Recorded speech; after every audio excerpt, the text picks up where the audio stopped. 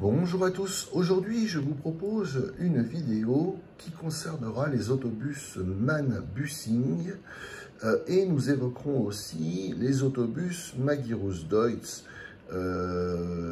des autobus standards allemands, donc du FÖF, de l'organisme qui regroupe les transporteurs publics de l'Allemagne fédérale, la République d'Allemagne fédérale, la RFA donc, de la fin des années 60 au milieu des années 1980. Voilà. Donc sachez que le 13 octobre 1967 ont été présentés à Francfort-sur-le-Main trois autobus tout à fait analogues, fabriqués par Klöckner Humboldt Deutz, c'est-à-dire Magirus Deutz, avec son 150 S11, Bussing qui présentera son Prefect 13D, et puis Mercedes-Benz Daimler, donc Benz, qui présentera son Mercedes O305. Le O305 qui a déjà fait l'objet d'une vidéo. Sachez que MAN a présenté exactement son autobus, également son autobus standard, et que Ikarus, le constructeur hongrois, que nous n'évoquerons pas dans cette vidéo, a également fabriqué des autobus standards allemands. Voilà, enfin, qui reprenaient les standards allemands, le standard allemand du FÖF. Voilà. Donc, ces autobus-là, chaque constructeur aura une parfaite latitude pour proposer sa propre carrosserie. Et dès le début des années 1970, eh bien, un sera fait entre tous les constructeurs pour effectivement proposer un véhicule standardisé qui ont des caractéristiques, quel que soit le constructeur, des caractéristiques qui sont tout à fait analogues. Voilà. Donc, un autobus standard, il a effectivement la particularité d'avoir une carrosserie qui comporte 7 montants de vitres qui sont tous standardisés à 1,43 m de large.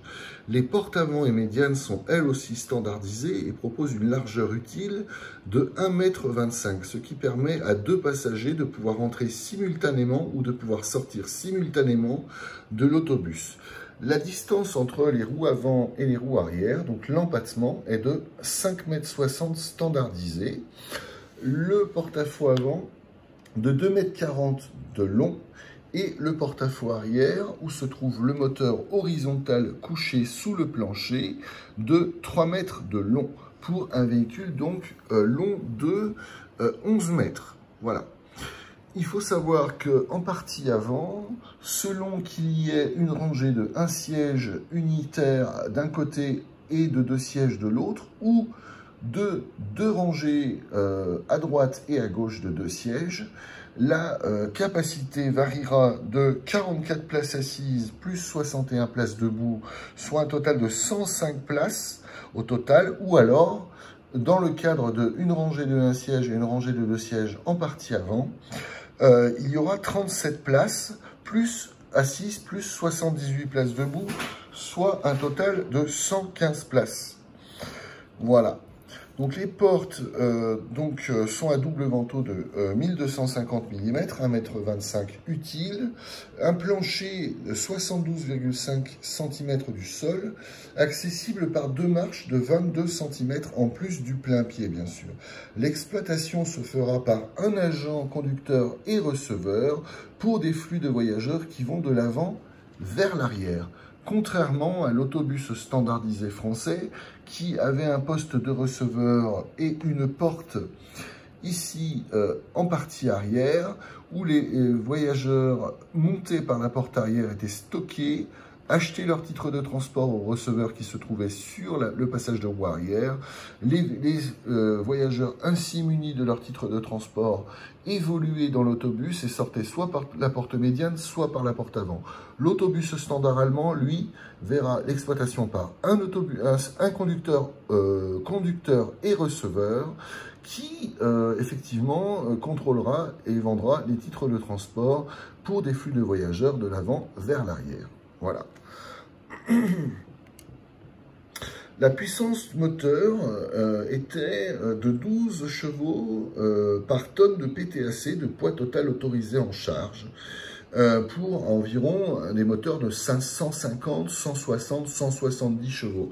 Bien entendu, les puissances évolueront à la hausse dès le début des années 1970. Sachez que le poste de conduite était standardisé aux normes FEUF, donc, que le pare-brise était en deux parties incurvées, voilà, pare-brise incurvé en position anti-reflet. Ici, c'est une face avant Stulb. Stulb, c'est-à-dire c'est la face avant des autobus de ligne interurbain. Voilà.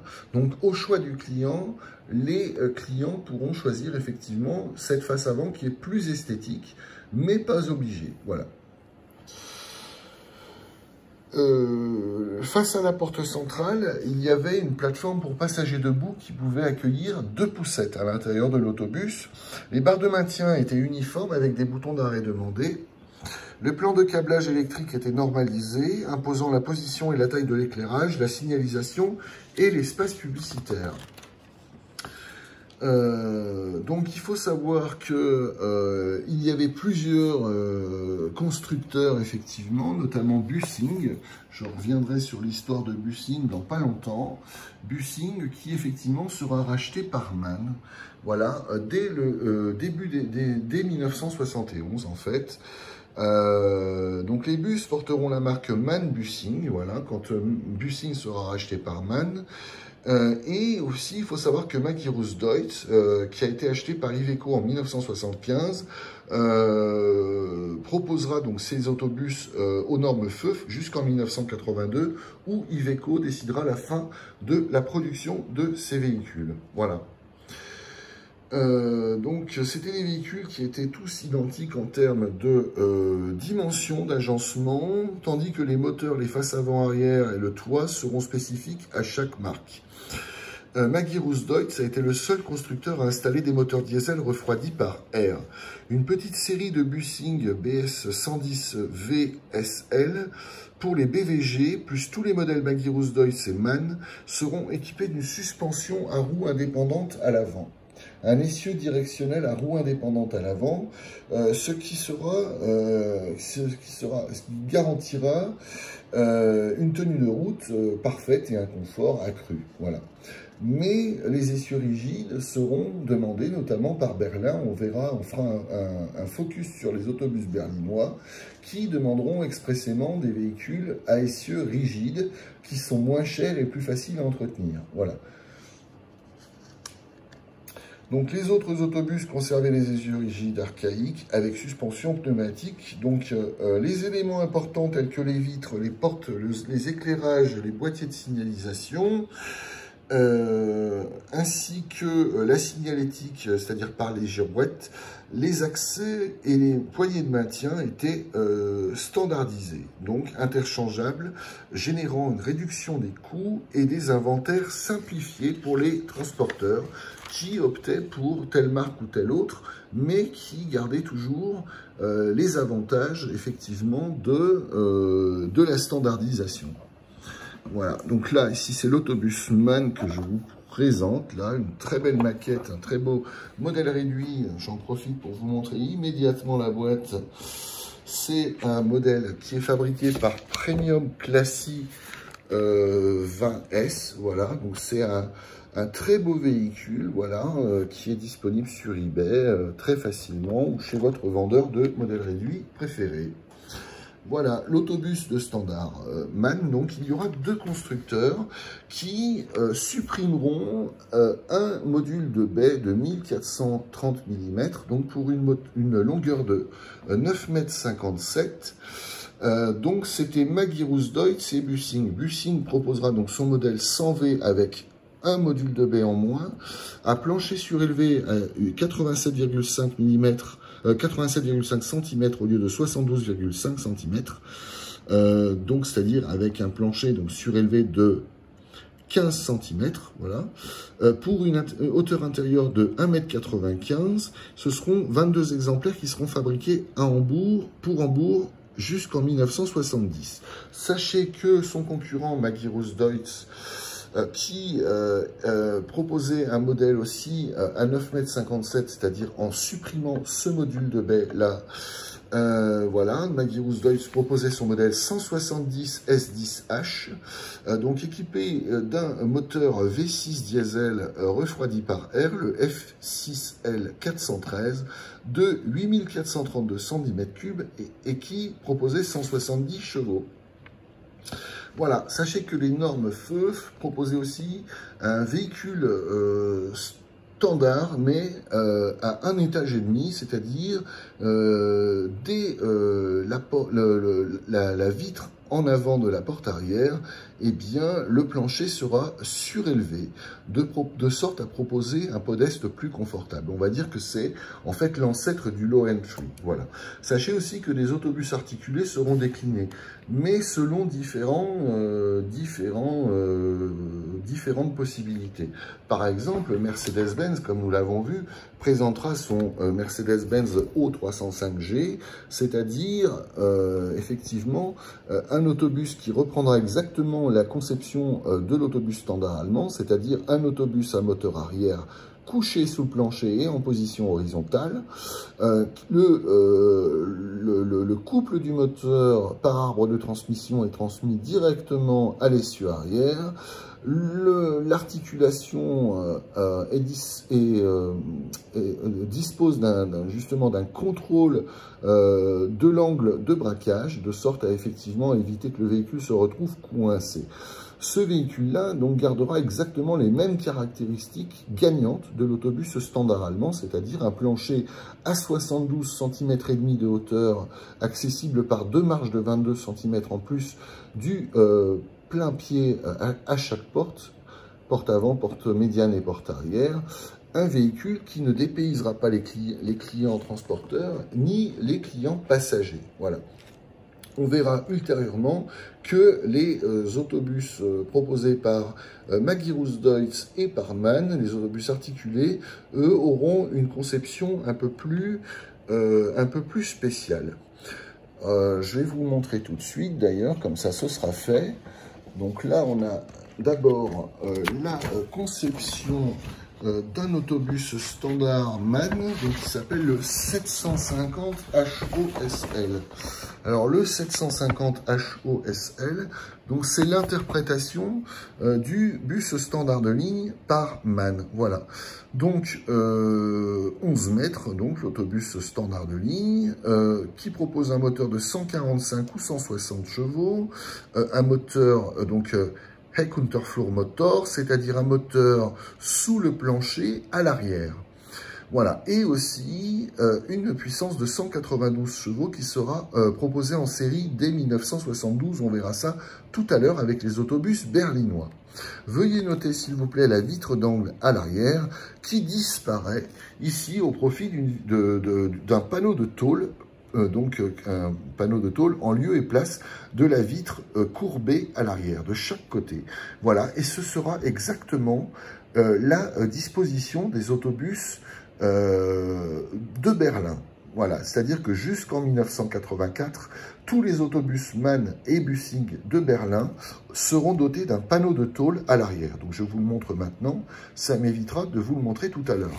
Ici, ce sont le dernier véhicule, le dernier lot de véhicules réceptionnés en 1985 par le réseau BVG de Berlin, le réseau BVG, où effectivement les vitres d'angle à l'arrière, effectivement, eh bien, apparaîtront sur les autobus MAN. Sachant que le réseau de Berlin commandera également des autobus Mercedes-Benz qui, eux, garderont effectivement leurs vitres d'angle à l'arrière. Voilà, donc sur les Bussing MAN de Berlin, les vitres seront occultées, les vitres d'angle à l'arrière seront occultées par des panneaux de tôle, tandis que sur les Mercedes, eh bien, Berlin acceptera effectivement que les vitres arrière soient conservées. Voilà. Donc, concernant les bus articulés de MAN, eh bien, MAN, en fait, va reprendre les véhicules d'ancienne génération disponibles en deux longueurs, 16 mètres 50 ou 18 mètres, comme nous le voyons ici, voilà, 16 mètres 50 ou 18 mètres. Ces véhicules-là avaient la particularité d'avoir un moteur placé dans l'empattement. Et la voiture arrière était fabriquée par un carrossier spécial, ce qui signifie que le châssis s'arrêtait ici. Voilà, le châssis du véhicule s'arrêtait ici. Donc, le moteur était placé dans l'empattement, une hauteur de plancher de 93 cm, ce qui est quand même 20 cm et demi plus haut que les autobus standards de ligne. Voilà. Et donc de longueur 16 mètres 50 ou 18 mètres et un essieu arrière qui est directionnel. Voilà. Donc en fait, à mesure que l'articulation effectivement tournait, que le véhicule tournait, le pliage de l'articulation, eh bien, plus l'angle était important, plus l'angle de directionnel, enfin de l'essieu directionnel arrière était important également. Voilà. Sachez également, donc, puisque là c'est un véhicule MAN, effectivement, donc là le moteur est dans l'empattement, forcément la puissance et le couple sont transmis par un arbre de transmission à l'essieu médian. Sachez que pour les véhicules Magirus-Deutz, que je ne fais que évoquer, les véhicules Magirus-Deutz seront à moteur arrière, toujours un essieu directionnel, ce qui signifie que le couple et la puissance du moteur seront transmis par un arbre de transmission à l'essieu médian. Ça, c'est dans le cadre d'un véhicule Magirus-Deutz. Ici, nous sommes sur un véhicule MAN.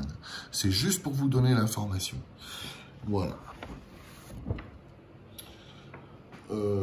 Donc, alors, sachez aussi que des versions courtes seront disponibles pour certains marchés, c'est-à-dire à la demande du client, eh bien, une version de 9,57 m, c'est-à-dire 11 mètres moins 1,43 m, puisque ce module disparaîtra. Voilà, donc ce seront des véhicules de 9,57 m qui seront proposés effectivement par Bussing avec son moteur avec son modèle 100V, donc un véhicule à plancher surélevé de 875 mm, c'est-à-dire qui sera un plancher qui sera surélevé de 15 cm en fait.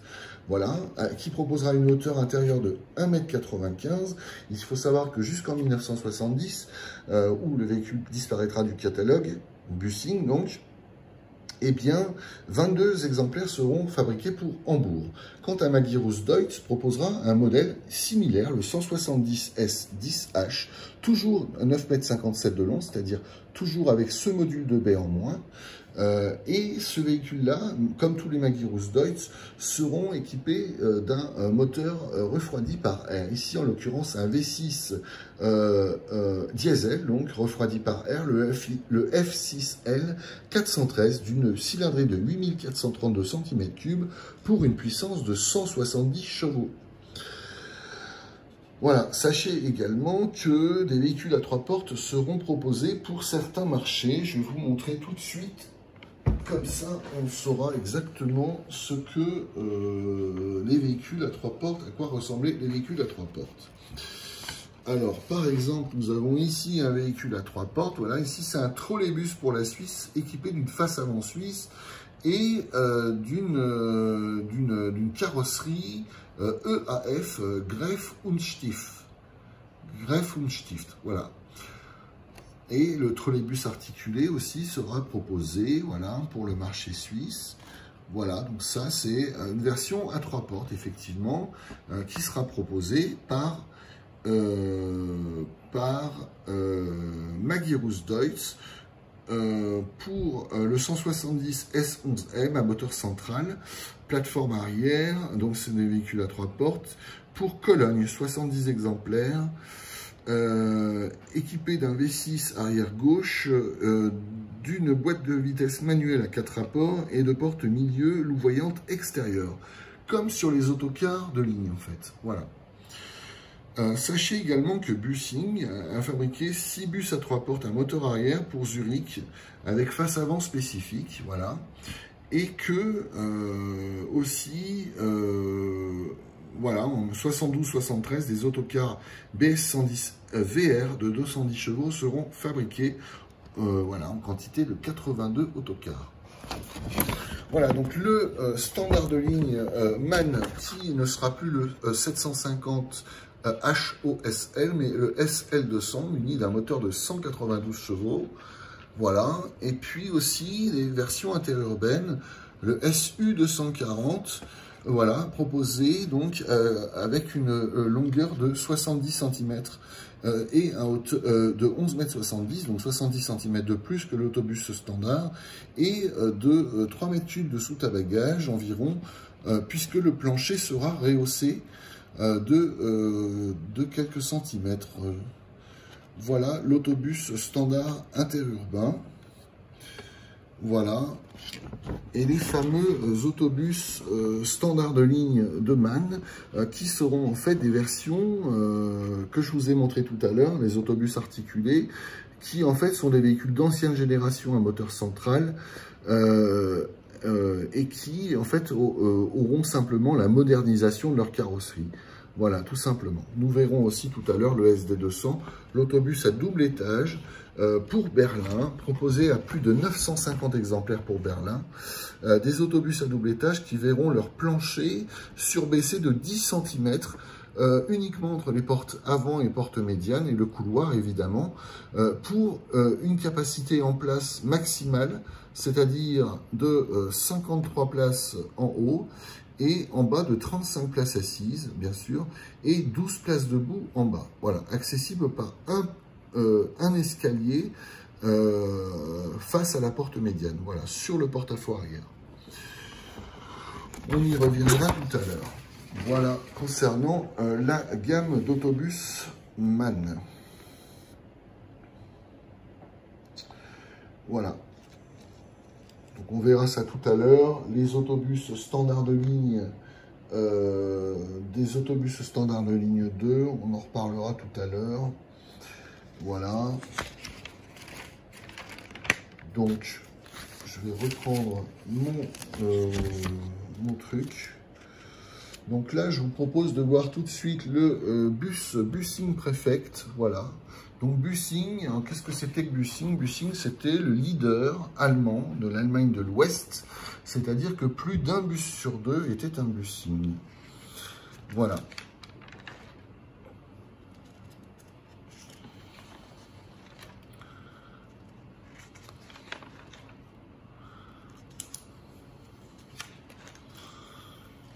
Donc Bussing, effectivement... donc c'était une entreprise qui a été effectivement créée par Heinrich Bussing en 1903 à Brunswick en Allemagne. C'est un des plus importants constructeurs. En 1909, à Berlin, donc Heinrich Bussing crée une entreprise de transport avec des véhicules de sa propre fabrication. C'est-à-dire qu'on n'est jamais mieux servi que par soi-même. Avant la Première Guerre mondiale, Bussing construit les premiers camions lourds allemands, donc les tracteurs d'artillerie et des remorques, des véhicules moteurs 4 ou 6 cylindres, charge utile de 5 tonnes avec possibilité de traction de 11 tonnes. 400 châssis seront vendus à Londres pour les bus Impérial, Squire LTD, les mêmes véhicules équipant la ville de Berlin.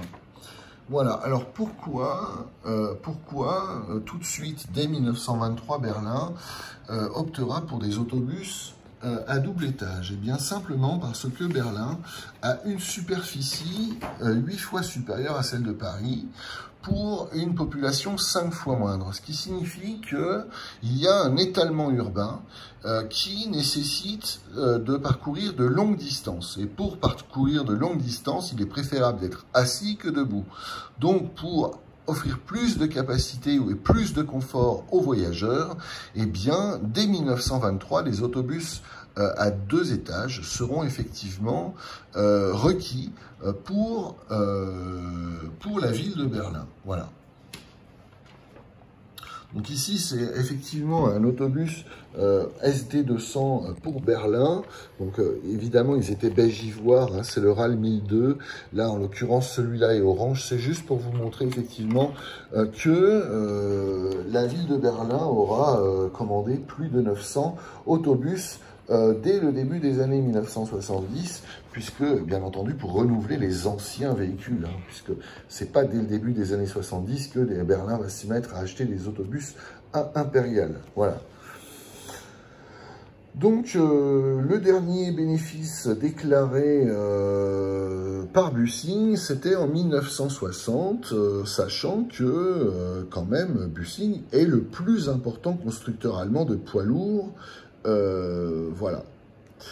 Donc, en 1961, les pertes s'accumulent à cause de retards technologiques et des investissements en recherche et développement dans les secteurs où la concurrence avait plusieurs années d'avance. Au milieu des années 60, le camion Commodore 16210 à moteur diesel horizontal sous la cabine devant l'essieu avant et la boîte de vitesse placée au milieu du châssis générait des pannes et des casses nombreuses prises en garantie aux frais de Bussing. Donc, dès 1969, Bussing signera des accords avec MAN, un des principaux clients et utilisateurs des brevets et composants de Bussing. Et donc, la première prise de participation par MAN mènera en 1971 au rachat de Bussing par MAN. Voilà.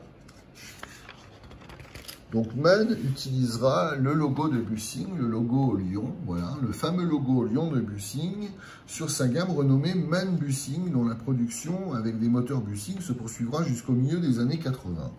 Et on peut effectivement voir que sur la face avant de cet autobus, eh bien, les marques MAN Bussing apparaissent sur la calandre du véhicule. Voilà. Donc ici, c'est l'autobus préfect au standard qui sera présenté à la fin des années 1960, proposé à la clientèle française. Voilà. Donc je vous présente uniquement les photographies et les highlights, on verra ça plus en détail avec les véhicules berlinois. Voilà, donc le tableau de bord très à la vue, on va dire, plutôt parfaitement identifiable. Voilà la boîte fusible centrale à l'extérieur, c'est-à-dire sous la baie conducteur. Effectivement, l'accès FEUF aux normes FEUF, c'est-à-dire par un plein pied plus de marche de 22 cm à une hauteur de plancher de 72,5 cm. Veuillez noter l'essieu avant qui, sauf erreur, n'est pas à roue indépendante dans ce cas. Il semblerait qu'il s'agisse d'un essieu rigide. Voilà. Ici, nous avons effectivement le moteur placé à l'arrière. L'entretien s'effectue aisément par des grands couvercles rabat arrière dans la paroi latérale extérieure. Voilà, les roues Trilex aussi. Alors ça aussi, ce sont des véhicules qui ont des roues d'ancienne génération, on va dire, qui ressemblent beaucoup aux roues artillerie des autobus parisiens de la gamme TN. Voilà, c'est-à-dire les autobus qui ont roulé du début du XXe siècle jusqu'au début des années 1970 à Paris, effectivement, les roues Trilex. Voilà, ainsi que l'aménagement intérieur standardisé d'un autobus, effectivement, Bussing, donc, Bussing, qui était donc le leader allemand des autobus et des autocars en 1970, juste avant son rachat par MAN. Et le bel hommage que MAN lui rendra d'ailleurs, puisque MAN reprendra le logo au lion donc, de Bussing. On peut observer qu'il y a des racks à bagages en partie supérieure des faces latérales. Ce seront des équipements qui équiperont les autobus pour Berlin dans une grande majorité avec des aménagements de ce type à l'intérieur, des sièges en sky ou en tissu garnis vert ou rouge, un emplacement pour les passagers debout face à la porte médiane, un emplacement donc, qui permet aussi de ranger 2 poussettes. Voilà. Enfin, une version un peu plus moderne, un visuel un peu plus moderne de cet autobus Bussing. Voilà, donc un autobus tout à fait de son temps, du début des années 1970. Voilà.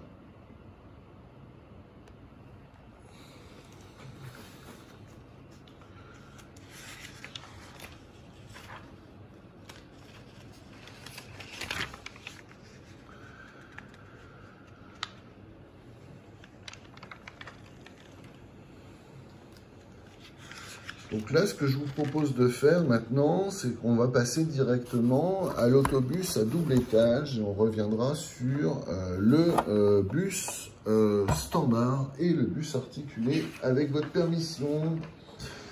Alors, le bus à double étage, alors il s'appelle le MAN SD200. Voilà, le MAN SD200.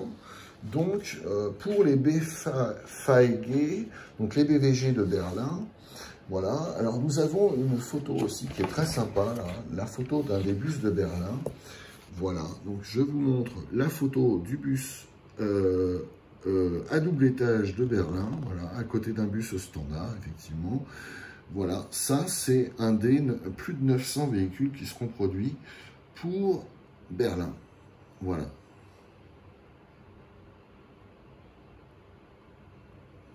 Autobus à 2 portes. On observe que la hauteur des vitres a été raccourcie de sorte à pouvoir placer un deuxième étage et de sorte à pouvoir effectivement aussi permettre une hauteur suffisante, même si elle n'était pas forcément idéale, on le verra dans les caractéristiques techniques. Voilà. Donc, le SD200 de Berlin, donc pour respecter la hauteur maximale de 4 mètres, le plancher était à 446 mm, 44,6 mm, accessible par une marche de 10 cm seulement. Donc, ça veut dire que tous les organes mécaniques ont été placés sous les podestes, où seront les sièges, puisque c'était un véhicule avec uniquement des places assises, sauf une plateforme face à la porte médiane, voilà, pour les passagers debout. Mais sinon, tous les sièges étaient sur podeste, il n'y avait que des places assises à l'intérieur du véhicule. Voilà. Donc l'ensemble du plancher avait des entrées surbaissées de 10 cm, zone du conducteur et côté gauche sur podeste pour accueillir les rangées de sièges voyageurs, moteur arrière gauche à plat avec transmission Voith pour une vitesse maxi de 74 km/h. Il y avait un escalier au niveau supérieur, au milieu. Alors je vais vous montrer l'escalier, on le voit d'ici, on voit bien effectivement qu'il y a l'escalier là, au-dessus du passage de roue, ici, voilà, l'escalier pour aller à l'étage supérieur. Donc ce petit modèle là, c'est un petit jouet, mais qui en fait est super bien fait parce que effectivement il montre pas n'importe quoi. Voilà. Donc escalier au milieu pour aller au niveau supérieur qui comprenait 53 sièges en sky vert, sky rouge. Ensuite ce seront des véhicules et des sièges garnis en velours vert ou en velours rouge. Donc voilà, les sièges verront leur garnissage soit en velours soit en sky et soit de couleur verte soit de couleur rouge pour Berlin. Bien entendu, la couleur sera toujours le RAL 1002 ivoire, hein, bien entendu. Hein. Normalement, le RAL 1002, voilà, beige ivoire. Voilà, ce sera cette couleur-là qui sera adoptée sur les véhicules berlinois. Voilà, donc le véhicule pour effectivement Berlin, l'autobus à 2 étages, le SD200 de MAN. Voilà, donc les portes et fenêtres étaient plus petites que sur les véhicules standards. Le pont supérieur est entièrement en aluminium, c'est-à-dire c'est une sorte de couvercle qui sera rajouté sur la caisse intérieure, la caisse inférieure, pardon, y compris le plancher intermédiaire. Voilà. Donc c'était un pont supérieur entièrement en alu qui est vissé sur le pont inférieur autoportant en tube d'acier. Voilà, la carrosserie sera en tôle d'aluminium, donc rivetée pour la carrosserie. Voilà. Donc, la face avant, donc c'est une face avant interurbaine au côté incurvé. Une hauteur intérieure pont supérieur de 1,68 m et 5 mm. Donc 53 sièges en haut, 34 sièges en bas, 8 places debout pour un total de 95 plus le conducteur. Variable, hein, parce qu'il y a aussi une variante avec 12 places debout, un deuxième escalier donc qui proposera moins de places assises et plus de places debout. Le deuxième escalier sera placé en arrière du conducteur, juste sur le passage de roue avant. Voilà. Donc 956 autobus MAN SD 200 seront effectivement produit pour Berlin 12 séries de 1974 à 1985, donc pour une production totale de 966 exemplaires.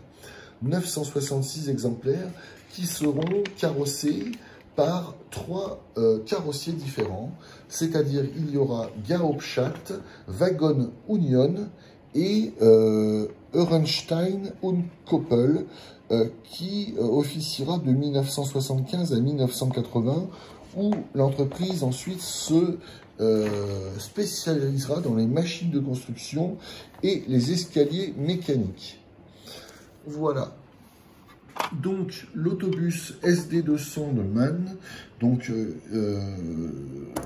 alors, en 1973, il y aura 2 véhicules de démonstration. Les véhicules auront une longueur de 11,49 m. Voilà. Il faut savoir que le dernier véhicule de ce type terminera sa carrière au bout de 18 années de service. Voilà. Donc 2 véhicules de démonstration seront produits en 1973. En 1974, donc les véhicules auront 35 sièges au niveau inférieur plus une place debout, hauteur de 3,99 m. En 1975, une dérogation sera effective pour proposer une augmentation de la hauteur de 7 mm, c'est-à-dire la porter à 4,06 m, pour augmenter la hauteur intérieure. En 1976, les véhicules seront identiques à ceux de 1975. En 1977, en 1976, le moteur verra sa cylindrée augmenter, le moteur MAN D2566 MUH, et donc toujours 192 chevaux, mais avec une cylindrée augmentée, et une boîte automatique Voith Diva 851. Voilà. En 1977, le chauffage du pont supérieur sera modifié. 2 véhicules seront munis d'un 2e escalier placé derrière le conducteur. Ensuite, 2 ans plus tard, les 2 escaliers, effectivement, seront de série. Donc, à partir de 1979, tous les autobus à double étage SD200 de MAN pour Berlin auront 2 escaliers de série. Voilà. Il faut savoir qu'en 1978, une voiture a été livrée sans siège pour essai, puis ensuite sera équipée normalement en 1985. Voilà, juste une parenthèse. En 1980, 10 exemplaires seront équipés d'une colonne de direction réglable en hauteur en inclinaison. En 1980, les feux de recul et les clignotants au-dessus de la lunette arrière, plus les banquettes revêtues de textile. En 1983, le siège conducteur sera à suspension pneumatique. En 1984, le moteur passera de 192 à 200 chevaux, c'est-à-dire qu'il s'agira plus d'un MAN D2566 MUH, mais d'un moteur MAN D2566 UH. Voilà, donc il proposera une puissance de 192 à 200 chevaux. En 1985, derniers exemplaires, la boîte Voith 851 passera à 851-2. Donc toujours une boîte Voith qui est automatique à 3 rapports avant, plus une marche arrière, une boîte automatique à convertisseur de couple et à ralentisseur hydraulique. Sachez que le SD200 fera l'objet d'un contrat de 600 véhicules en 1979, 600 véhicules pour Bagdad.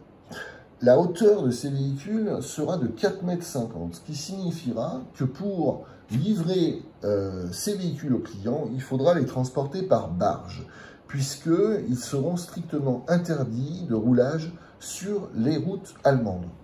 Puisque la hauteur maximale est de 4,06 m avec dérogation, forcément 4,50 m, ça ne passe pas. Donc l'expédition se fera par barge de Berlin-Spandau vers Hambourg et Brême, vers les ports de Hambourg et de Brême. La carrosserie sera fabriquée par Wagon Union. Les véhicules seront munis d'une boîte automatique ZF à 4 HP500, donc à 4 rapports avant, couleur rouge vif à bande supérieure longitudinale blanche, c'est-à-dire le contraire du diagramme des autobus lyonnais. Hauteur plancher 73,8 cm contre 446 mm pour les véhicules de Berlin. Hauteur intérieure au pont supérieur de 1,82 m, la longueur réduite à 11,08 m, moteur MAN de 220 chevaux contre 192 chevaux pour ceux des BVG jusqu'en 1984, ce que je vous ai dit tout à l'heure. C'est ça, hein. Là, oui c'est ça, jusqu'en 1984, puisqu'en 1984 le moteur passe à 200 chevaux. Voilà. Donc 53 places assises en haut, 43 places assises en bas, pour un total de 96 places, plus que le conducteur des véhicules pour Bagdad, munis de baies latérales coulissantes.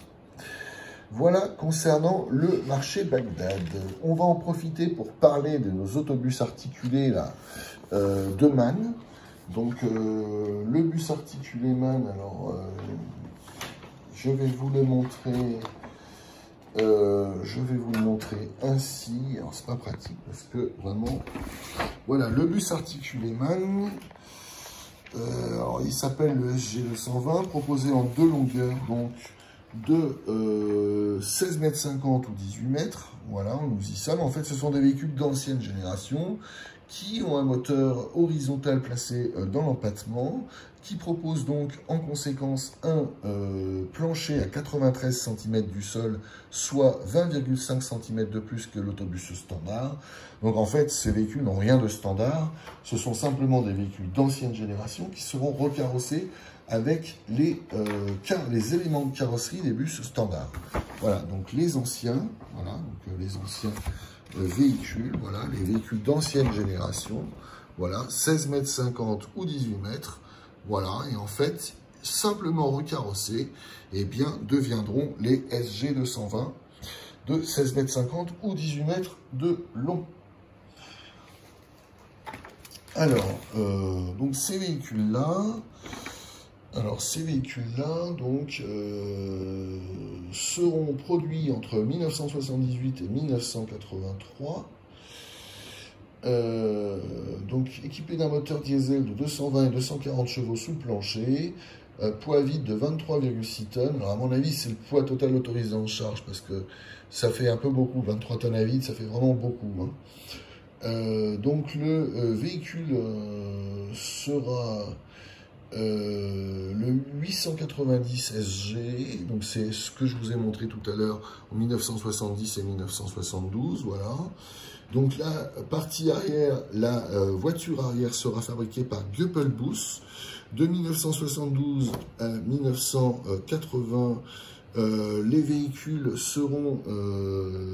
s'appelleront les SG 192 avec un moteur de 192 chevaux pour une vitesse maxi de 61 km/h, une longueur de 16,40 m, largeur de 2,50 m, hauteur de 3,01 m. Donc UG Unterflur Gelenbus, c'est-à-dire moteur autobus articulé à plancher, à moteur sous le plancher. Voilà le UG, donc voilà. Le moteur sous le plancher. Donc ce qui est très intéressant, c'est de voir effectivement le châssis de l'autobus articulé. Donc en fait, il ne comprend pas la voiture arrière, puisque la voiture arrière est effectivement fournie par Goeppelbus. Voilà, Goeppelbus, je voulais vous en parler tout à l'heure.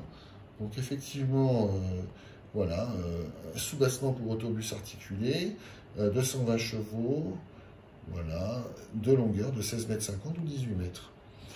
Voilà, alors il faut savoir que Goeppelbus, c'est le carrossier qui fabriquera pour le compte de Mercedes-Benz le petit bus standard O402, le court, voilà, et qui fabriquera aussi pour le constructeur MAN les versions à 13,70 m de son autobus Lyons City. Voilà, donc Goeppelbus fabriquera non seulement les remorques pour les autobus articulés MAN, voilà, les remorques à essieu directionnel, comme je vous ai dit, je vous en ai parlé tout à l'heure, voilà.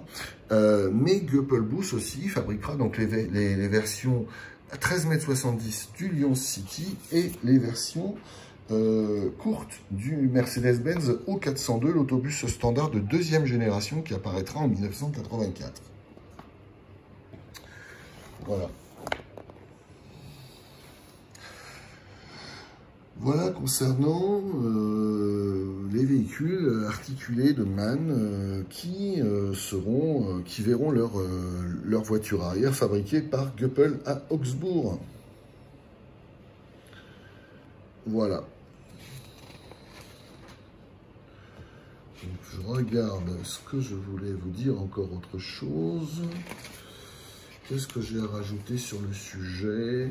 Je crois qu'on va passer à Berlin tout de suite. On va passer à Berlin tout de suite. Donc, alors les autobus berlinois. Alors déjà, donc je vous rappelle que ici, donc, ce sont les autobus standard Bussing. Qu'ensuite, donc MAN avait aussi présenté son véhicule, le 750 HOSL. Voilà l'autobus MAN 750 HOSL, qui effectivement est l'autobus standard de ligne de MAN, mais qui sera équipé, on le voit, d'une partie arrière. La vitre arrière est occultée par un panneau de tôle, voilà, de part et d'autre, bien sûr, voilà. Et ça, ce sera vraiment la configuration des autobus berlinois, voilà. C'est pour ça que je vous montre le visuel tout de suite. Voilà. Alors, je vérifie. Donc, alors, nous allons parler de Berlin maintenant, parce que Berlin, ça a été quand même un marché très important, effectivement. Donc ici, c'est le livre Taschen Berlin. Évidemment, je vais vous faire l'article de ce livre magnifique, évidemment, enfin, édité par Taschen. Donc, alors, voilà le plan de Berlin. On voit effectivement le mur de Berlin. Alors déjà, je vais vous présenter la couverture de ce magnifique livre édité par Taschen. Voilà, un énorme livre sur la ville de Berlin et toute son histoire. Voilà, ici une vue du mur de Berlin, voilà, donc de l'ouest vers l'est. Voilà. Donc voilà effectivement le plan de la ville de Berlin, donc qui est une ville dans sa globalité qui a une superficie 8 fois supérieure à celle de la ville de Paris, et concernant Berlin-Ouest aura une superficie de 4 fois et demi celle de Paris, avec un étalement urbain donc considérable qui nécessitait effectivement l'adoption d'autobus à double étage, comme je vous en ai parlé effectivement tout de suite. Voilà, donc là nous allons voir maintenant les autobus standards pour Berlin. Alors veuillez me laisser un peu de temps, le temps que je trouve les documents s'il vous plaît. Alors je cherche mes notes, c'est pas sur ce cahier, donc forcément je ne trouve pas. Voilà, donc alors, il faut savoir que, alors déjà, il faut savoir que si effectivement Berlin a commandé plus de 900 autobus à 2 étages à Bussing et à MAN, 966 au total, voilà, une production totale de 966, dont 956 pour Berlin concernant les autobus à double étage de ce type, les SD200 de MAN, voilà, qui reprend le concept de Bussing. Eh bien, il faut savoir que concernant les autobus standards, eh bien, entre 1971 et 1995, les BVG de Berlin commanderont 280 autobus MAN, enfin 279 diesel plus 8 au méthanol, et je sais, oui, c'est ça, et 298 autobus Mercedes-Benz. Voilà, Léo 305. Donc, alors, il faut savoir qu'en 1971, les premiers bus standard Bussing, donc ce sont les BS 110 SL, donc qui ont les angles arrière tôlés, comme je vous l'ai montré effectivement sur la photo. Voilà, donc les autobus ont tous les autobus Bussing puis les véhicules MAN auront exactement le même arrière tôlé, donc dont je vous ai parlé. Voilà. Donc ces véhicules-là, il y aura 60 véhicules en 1971, dont il y aura une évolution de boîtes de vitesse. 40 auront les anciennes, les boîtes Diva 501, et 20 auront les boîtes nouvelles, les Diva 506. Donc les premiers autobus standards feu avec la face avant interurbaine. Donc en fait, ils auront cette face avant là, voilà. La même face avant interurbaine qui propose une ligne beaucoup plus agréable que la ligne un peu abrupte des premiers prototypes. Voilà. Donc il faut savoir que ces véhicules-là seront équipés de moteurs récupérés sur les véhicules réformés. C'est-à-dire que les deux premières années, les trois premières années, pardon, les deux premières années, 1971 et 1972, les véhicules Bussing seront équipés pour Berlin de moteurs de récupération sur les anciens véhicules qui seront réformés. Voilà, pour des mesures d'économie, apparemment les moteurs étaient tellement robustes qu'il n'était pas nécessaire l'exploitant a estimé que c'était mieux pour lui de récupérer des moteurs de récupération sur les véhicules réformés. Donc, 60 véhicules en 1971, proposant 37 places assises plus 71 debout, des roues avant indépendantes, éclairage incandescent à lampe ronde. Les 35 premières voitures seront équipées d'un chauffage autonome Webasto. En fin 1974, l'ouverture de la ligne qui dessert l'aéroport de Tegel.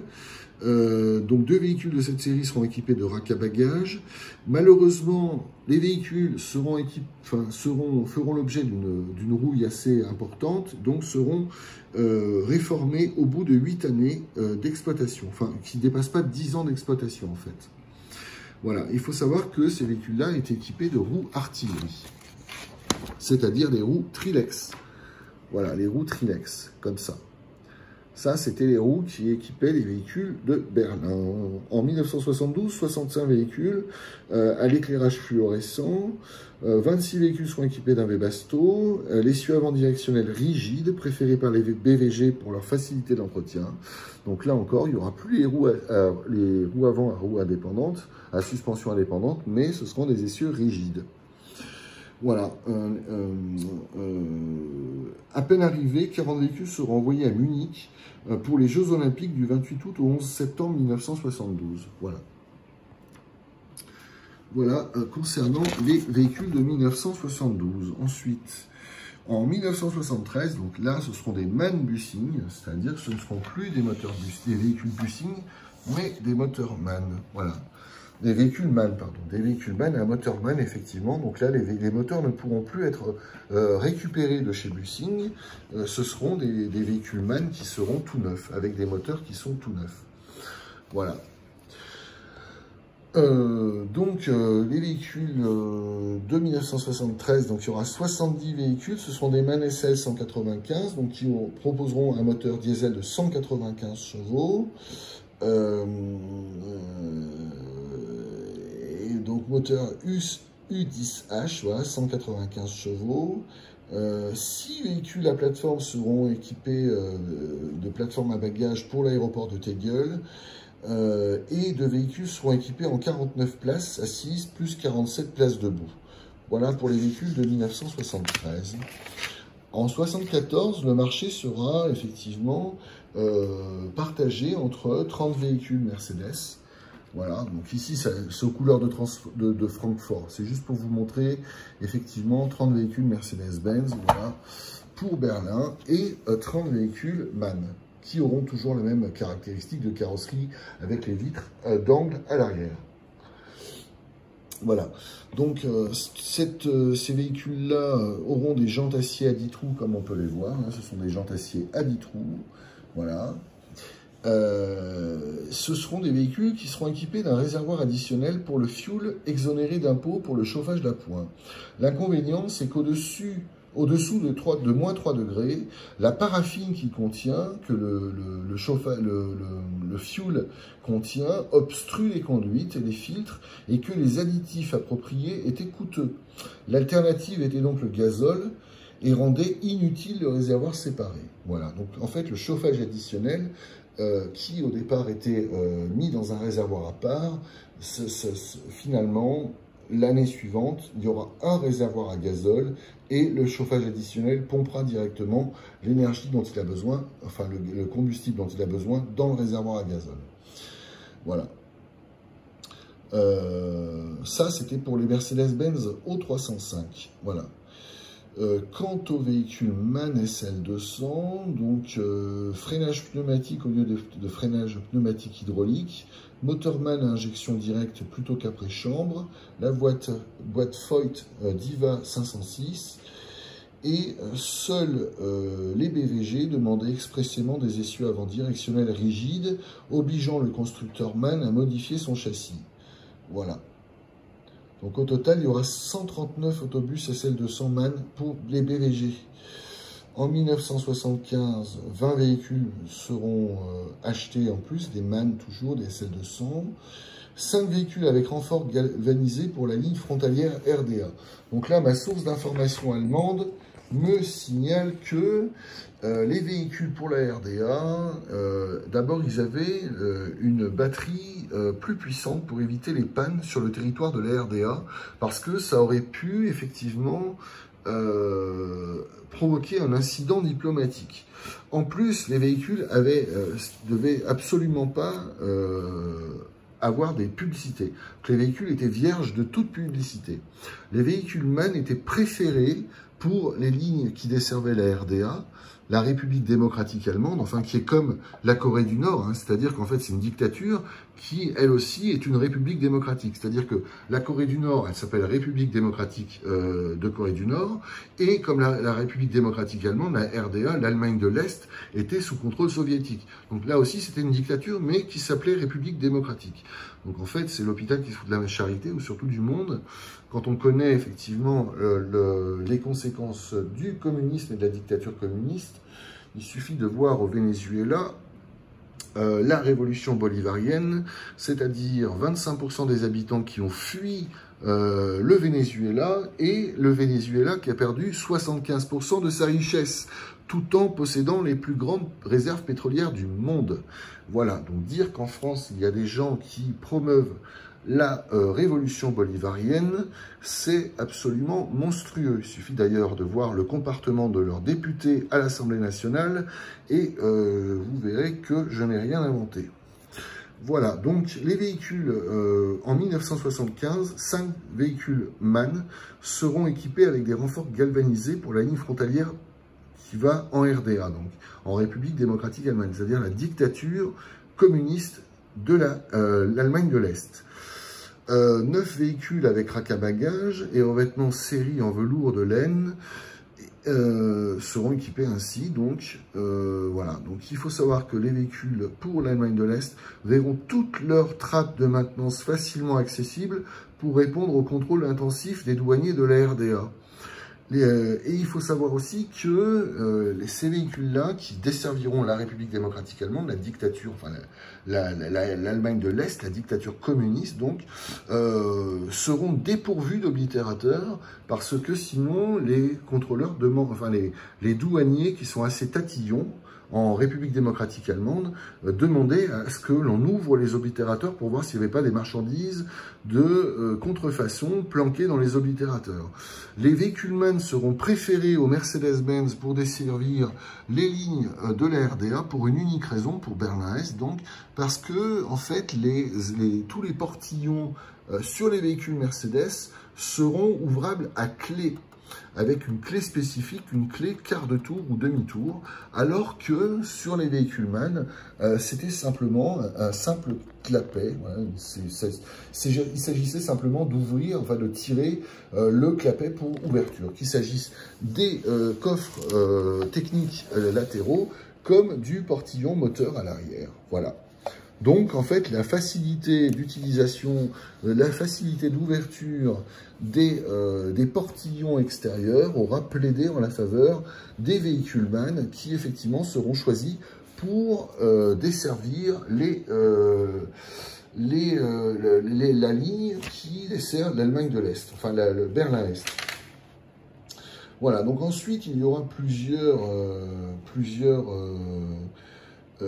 plusieurs évolutions, par exemple des nouveaux boutons d'arrêt demandés. Voilà, certains véhicules en 1977 verront pour les Mercedes-Benz leur moteur qui sera plus puissant, par exemple. Il faut savoir que, donc en tout, comme je vous l'ai dit, 280 véhicules MAN seront... 287 véhicules MAN seront achetés par les BVG et 298 par Mercedes-Benz plus 7, 305 donc. Ça fait 287 pour MAN et 305 pour Mercedes-Benz. Donc sachant qu'en 1985, les BVG vont acheter 7 véhicules au méthanol, c'est-à-dire à l'alcool méthylique, c'est-à-dire de l'alcool de bois en fait, et 7 pour Mercedes-Benz. Il se trouve que c'est la technologie MAN qui va gagner. Donc les véhicules Mercedes-Benz seront simplement rétrofités ensuite en véhicules, transformés en véhicules diesel. Donc ces véhicules au méthanol avaient l'immense avantage d'être une expérimentation, je dirais, écologique, qui portera ses fruits puisque les véhicules MAN resteront en service pendant toute leur durée de vie, ainsi équipés d'un moteur au méthanol. Il faut savoir que le méthanol, l'alcool méthylique, donc c'est un alcool de bois qui est volatile, incolore, inflammable et toxique. C'est-à-dire que par inhalation, il rend aveugle et il est mortel. Voilà concernant le méthanol et les véhicules qui ont roulé au méthanol. Voilà.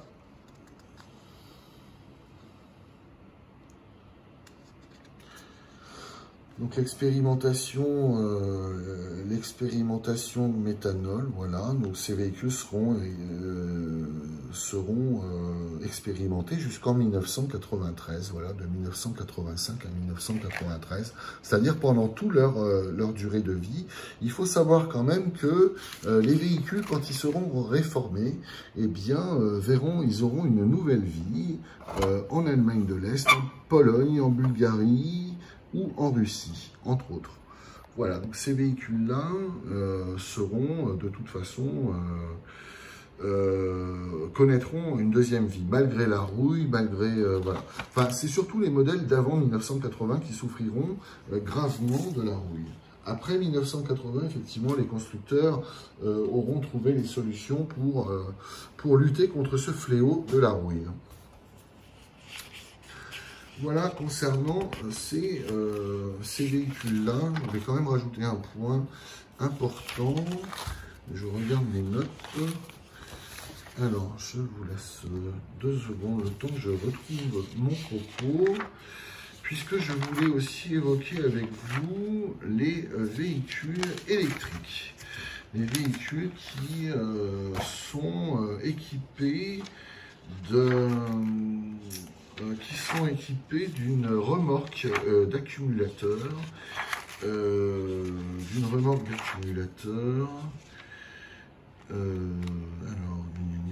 c'est pas ça. Alors, les batteries d'accumulateurs, où êtes-vous? Voilà, le bus électrique MAN accumulateur sur remorque. Voilà donc le véhicule MAN accumulateur sur remorque. Il faut savoir que, alors je vais vous montrer la photo quand même, c'est quand même plus parlant. Alors la photo, la voici, donc c'est un véhicule MAN.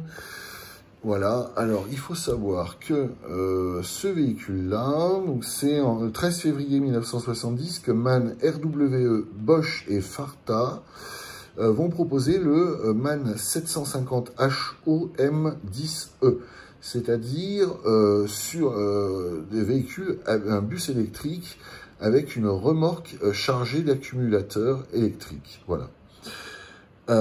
Il faut savoir que donc c'est à l'usine de Munich, l'usine MAN de Munich, que sera effectivement présenté ce prototype en 1971. En janvier 1971, un essai de 1 an sera proposé à Koblenz.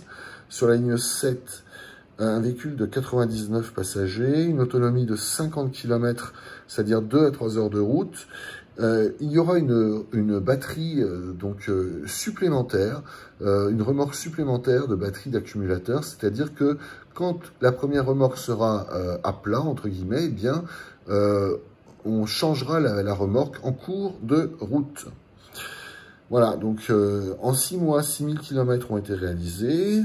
En 1972, aux Jeux Olympiques de Munich, 2 bus électriques et 8 bus au gaz naturel ont transporté les athlètes 20 heures par jour. Le 15 octobre 1974, la ville de Mönchengladbach a reçu son premier véhicule électrique de 2e génération, utilisé jusqu'en 1979. La capacité des batteries augmentée de 50%, 80 km d'autonomie. Düsseldorf et Francfort également ont testé entre 75 et 88, 39, sur la ligne 39 circulaire à Düsseldorf, c'est-à-dire qui est devenue la ligne 779 en 1980, utilisait initialement 14 véhicules standards électriques. 14 véhicules, donc en 1981, les 8 véhicules venant de Mönchengladbach seront intégrés au réseau de Düsseldorf et dans le même temps, les véhicules les plus anciens seront réformés. Tous les véhicules électriques seront munis d'un pantographe en 1982 pour la station Benrath, éliminant la perte de temps du changement de la remorque à batterie. Certains véhicules dès 1982 seront réformés suite à des problèmes techniques. Voilà le bilan de, l'expérimentation d'autobus électriques par MAN. Voilà, MAN électrique. Voilà le SLE. Voilà, présenté en 1970, mis en service, en exploitation pendant 1 an expérimental, donc à Koblenz en janvier 1971. Voilà. Et un premier contrat en 15 octobre 1974 pour Mönchengladbach. Et de 1975 à 1988 à Düsseldorf. Voilà. Voilà concernant les autobus électriques de MAN. Ensuite, nous avons un autre, avant d'évoquer la modernité, effectivement, les derniers modèles, les tout derniers modèles qui sont très très intéressants parce qu'ils sont ultra modernes, je vais quand même avant tout vous montrer le reste de la gamme d'autobus MAN. Voilà, donc là je vous ai montré le bus SD200 de Berlin. Voilà, les bus articulés, très bien. Je vous ai montré aussi évidemment les autocars de ligne qui sont plus longs de 70 cm. Alors, au choix, munis d'une porte exactement identique à celle de la porte médiane, c'est-à-dire d'une porte identique aux autobus urbains, ou alors d'une porte avant qui est raccourcie, de sorte à proposer une rangée de 2 sièges en plus à bord de l'autobus. Voilà, donc selon vraiment les besoins et les envies du client.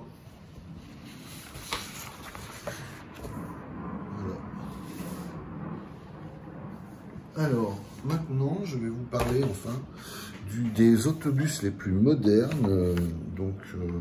Un dernier coup d'œil pour lui dire au revoir. Les autobus les plus modernes, c'est-à-dire les Lion City DD. Les Lion City DD, des autobus à double étage de nouvelle génération, longs de 13,70 m, qui garderont le standard berlinois de hauteur à 4,06 m. Voilà, alors on va tout de suite regarder les caractéristiques techniques sur la boîte du jouet. Voilà, donc les données techniques, donc longueur totale de 13,73 m, la largeur de 2,55 m, une hauteur de 4,06 m, un moteur diesel 6 cylindres en ligne, de combien de chevaux? De 310 chevaux à 1900 tours minute, voilà. Un réservoir à gazole de 360 litres, donc un moteur de 11 litres 97, de 12 litres, quoi, voilà. Voilà, donc la boîte du jouet Siku 1884. Voilà, c'est le Siku 1884, voilà, que vous pouvez trouver sur eBay à un prix tout à fait modique. C'est un jouet pour enfants, donc vraiment, ça ne représente absolument aucun danger, voilà. un très beau diorama pour présenter effectivement la gamme Siku, qui sont des jouets d'excellente qualité, de très bons standards allemands comme toujours. Voilà. Donc le SD200, non, c'est le Lion City DD, pardon, le ND313 type A39 de chez MAN, qui en fait sera un véhicule qui sera développé sur une base de néoplan, le N4526. Voilà. Donc, c'est Neoman qui livre le premier Lion City DD, voilà, en 2004. Voilà. Donc, l'été 2004, voilà, Neoman va effectivement livrer le premier véhicule au BVG, au BFAG, voilà. Je vais le mettre un peu en hauteur parce que sinon on ne voit pas.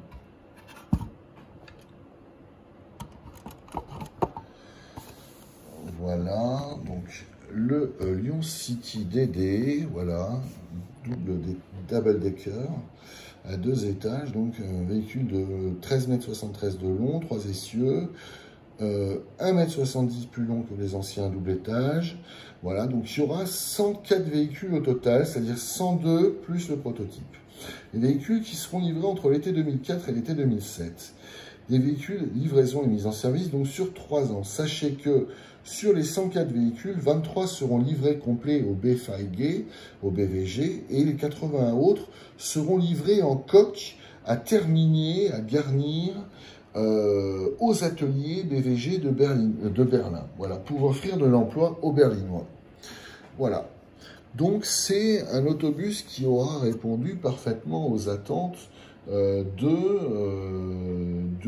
client berlinois. Voilà, une hauteur de 4,06 m. La climatisation aussi équipera ces véhicules-là. Voilà. Donc le roi des lions, grandiose et puissant, c'est l'effet que produit l'imposant autobus impérial à 3 essieux, Lion City DD, mesurant 13,70 m, offrant de la place à 128 voyageurs. Il est le plus grand dans la ville et côté confort et compatibilité et rentabilité, il compte parmi les meilleurs. Voilà, donc tous ceux qui veulent le regarder de haut, le Lion City DD montre ses vraies mensurations. Voilà, un véhicule vraiment impressionnant par son gabarit et ses caractéristiques. Voilà, alors veuillez noter quand même l'escalier arrière. Voilà, la descente ici, la vue de descente de l'escalier arrière au niveau de la porte arrière, voilà, avec les ouïes pour le moteur, voilà. Ici, donc, c'est le niveau inférieur, donc une hauteur tout à fait convenable, voilà, pour les passagers debout et les passagers assis sur podeste. Voilà, les podestes qui cachent effectivement les organes mécaniques, les surélévations obligatoires pour les organes mécaniques et les équipements. Voilà, ici, c'est en haut, à l'étage supérieur, une hauteur intérieure de 1,70 m. Voilà, 1,70 m pour un compartiment passager uniquement assis. Hein. Il n'y a pas de place debout à l'étage supérieur.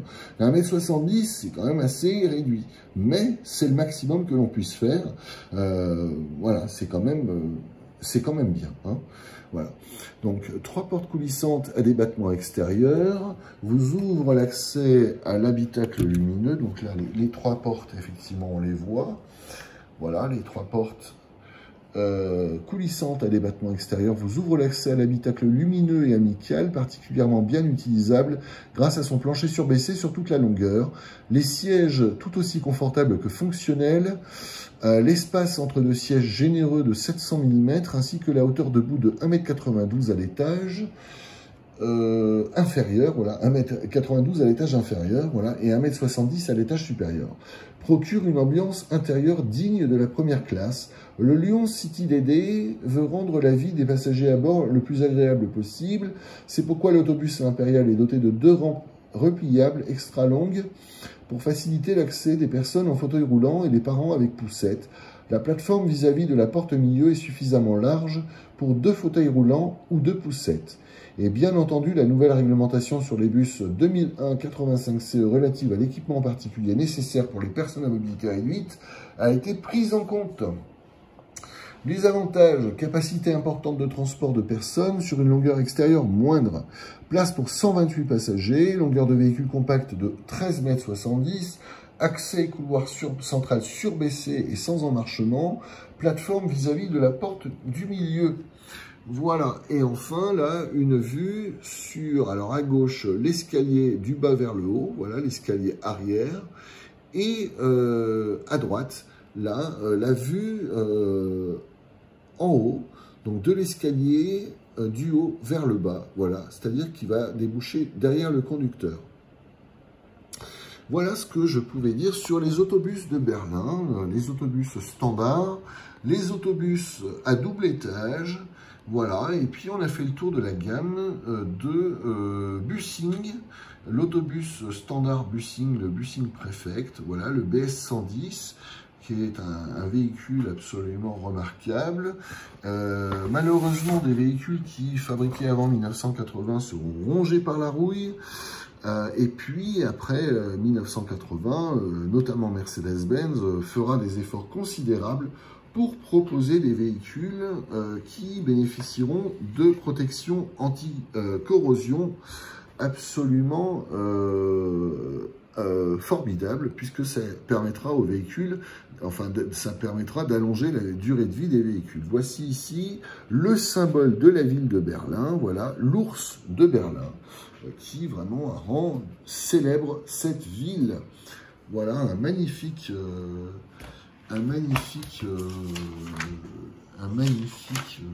symbole de la ville de Berlin. Alors, j'aurais quelques petites choses à rajouter sur Berlin quand même. On va quand même voir aussi juste les posters, parce qu'il y a des choses intéressantes à noter, parce que je ne vous avais pas montré les illustrations. Pardonnez-moi, mais c'est vraiment compliqué d'avoir affaire à des posters, parce que c'est infernal. La manipulation, c'est horrible. En plus, quand il y a des modèles réduits, il faut faire attention de ne pas heurter, donc c'est vraiment compliqué. Voilà, donc le fameux bus articulé... MAN, voilà, donc en fait qui est d'ancienne génération et qui reprendra le physique des autobus standard MAN. Voilà, le bus standard MAN, effectivement, celui qui aura une face avant plus harmonieuse. Voilà, l'autobus interurbain, et enfin cette face avant sera aussi disponible en version urbaine. Alors les différences ne sont pas vraiment flagrantes, probantes. Enfin quand même, hein, là on voit bien qu'effectivement aux angles, là le pare-brise est renfoncé, il y a un renfoncement, alors que là le pare-brise est tout à fait beaucoup plus esthétique, on va dire. Ici c'est un autocar de tourisme MAN. Voilà, donc il va certainement avoir ses admirateurs. Voilà, un autocar de tourisme MAN. Voilà, l'autobus interurbain, l'autobus urbain standard, l'autobus articulé d'ancienne génération à voiture arrière Goeppel, à essieu arrière directionnel, comme on peut le voir là avec le truc qui ressort, là, le cachet-cou de roue. Voilà, et l'autobus à double étage. Bien entendu, les autobus, donc là c'est toujours intéressant de voir un véhicule dans la rue pour Munich. Voilà, Munich qui a utilisé ces véhicules, en même temps c'est normal, hein. MAN c'est le constructeur local, donc forcément Munich aura été un client. Voilà, de l'autobus articulé MAN, ici, une vue de la fabrication, de l'usine de fabrication, la ligne de fabrication des autobus MAN. Les cars et autobus MAN sont parfaitement protégés contre la corrosion. L'ensemble de l'ossature du soubassement subit une injection de mousse et la carrosserie est en tôle d'acier, doublement galvanisée par procédé Sennezimier. Tous les portillons sont en aluminium, la protection anticorrosive par en dessous est une évidence. Enfin ça c'est au début des années 80, hein, parce que dans les années 70 c'était pas la même chose. Hein. Voilà, et ici encore la fabrication du pavillon d'un autobus, le toit, enfin l'ossature du toit d'un autobus, oui, c'est ça, sur les côtés aussi. On voit bien les arrondis de toit. Hein. Ça, ce sont des ossatures de toit. Et puis, là, c'est la fabrication du châssis. Voilà, les soudures sur le châssis de l'autobus. Et puis, les faces latérales aussi, qui sont montées, qui sont soudées sur le châssis. Voilà. Donc, car et autobusman, qualité en provenance de Penzberg et Wattenstedt. Voilà, donc les cars et autobusman sont construits à Penzberg et Wattenstedt. Les moyens de production les plus modernes, les postes de travail de qualité et le solide savoir-faire technique de chaque collaborateur garantissent la qualité même dans la construction des cars et autobus. Voilà, donc c'est très bien. Penzberg, qui était une usine de fabrication des autobusman, donc voilà, très bien. Très bien, très bien. Je n'ai rien d'autre à signaler sur le sujet. Voilà, donc, alors on va en revenir à notre ville de Berlin quand même, parce que là, on a quand même une dernière petite chose à dire. Donc là, en fait, Berlin, pourquoi Berlin-Est, pourquoi Berlin-Ouest? Parce que en 1961, la construction du mur de Berlin voulue par les soviétiques aura été effective. Donc en fait, à partir de 1961, Berlin sera coupé en quatre secteurs. Mais en fait, ce sont les soviétiques qui ont décidé de couper Berlin en 2 parties. Donc à droite, c'est à droite du mur qui est représenté par le zigzag rouge là. Berlin, donc, qui était une ville qui était évidemment enclavée en Allemagne de l'Est, donc dans le bloc socialiste soviétique. Berlin se verra donc partagé en 2 par le mur de Berlin. Ici, Berlin-Est sera géré par les soviétiques. Berlin-Ouest verra 3 secteurs. Le secteur britannique, le secteur français et le secteur américain. Voilà, il faut savoir que il y avait une base militaire à Gadov, ici, située à Spandau. Apparemment, c'est ici que se situait la base militaire, donc britannique. Il faut savoir que l'aéroport de Tegel, qui se trouve ici, était sous direction française. Et que l'aéroport de Tempelhof était sous contrôle américain. Voilà. Donc, de 1961 à 1989, le bloc socialiste soviétique et tous les pays qui auront été annexés, y compris l'Allemagne de l'Est, le rideau de fer divisera l'Europe en 2 blocs, c'est-à-dire le bloc socialiste soviétique, la dictature communiste, donc, et puis le bloc de l'Ouest, les Occidentaux, l'Europe libre. Voilà. Alors, comment, parce que pour les plus jeunes, peut-être que les plus jeunes ne savent pas, c'est quand même important qu'ils sachent, qu'est-ce qui se passait exactement, qu'est-ce que c'est que ceci. Alors, rien de mieux qu'une photo. Alors, il ne s'agit absolument pas du tournage d'un film. On va regarder tout de suite la légende, Berner Strasse, en 1961, Frida Schulze, grand-mère Schulze, berlinoise de l'Est, âgée de 77 ans, passe par la fenêtre de son appartement situé au premier étage pour gagner la partie ouest de la ville. Les pompiers de Berlin-Ouest l'attendent avec une bâche. Alors, qu'est-ce que fait cette dame de 77 ans? Est-ce qu'elle a voulu se suicider? Non, non, pas du tout. Elle a simplement voulu fuir, et non seulement elle a voulu, mais elle l'a fait. Elle a fui le communisme, elle a fui la dictature socialiste communiste. C'est-à-dire qu'elle a sauté par la fenêtre de son appartement, en laissant son appartement, donc tous ses biens, son appartement, ses meubles, tous ses biens, elle a tout laissé pour fuir à l'Est. Voilà, simplement parce que en 1961, le mur de Berlin était effectif. Voilà donc la grand-mère Schulze, voilà, la grand-mère Schulze avec son chat dans les bras. Voilà, et après sa cascade. Voilà, donc bien entendu, il ne s'agit absolument pas d'une image de film. Donc voilà, donc les familles furent déchirées. En l'espace de quelques heures, des gens qui tenaient à s'enfuir à l'ouest étaient abattus, d'innombrables personnes furent arrêtées, des existences transformées par la force. La folie devait durer 28 ans. Voilà, enfin, heureusement, le communisme étant une idéologie qui conduit fatalement à la ruine. Il suffit de voir ce qui se passe au Venezuela. Le président Maduro a fait fuir 25% de sa population et a fait s'effondrer l'économie de son pays, la richesse de son pays, de 75%.